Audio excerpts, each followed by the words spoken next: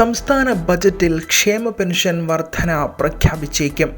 നിലവിൽ 1600 രൂപ വീതമാണ് പ്രതിമാസം ക്ഷേമ പെൻഷനായി നൽകുന്നത്. 100 രൂപ മുതൽ 200 രൂപ വരെ വർദ്ധിപ്പിക്കണമെന്ന ആവശ്യം ധനമന്ത്രിയുടെ പരിഗണനയിലുണ്ട്. അനധികൃതമായി പെൻഷൻ കൈപ്പറ്റുന്നവരെ പൂർണ്ണമായി ഒഴിവാക്കി പെൻഷൻ ചെലവ് കുറയ്ക്കും. ഇതിൻ്റെ ഭാഗമായി പുതിയ ക്ഷേമ പെൻഷൻ അപേക്ഷകരും നിലവിൽ കൈപ്പറ്റുന്നവരും മാനദണ്ഡങ്ങൾ പാലിക്കുന്നുണ്ടെന്ന് ഉറപ്പാക്കും. പ്രതിമാസം പെൻഷൻ കൈപ്പറ്റുമ്പോൾ തന്നെ മസ്റ്റർ ചെയ്യുന്ന പരിഷ്കാരവും ആലോചനയിലുണ്ട്.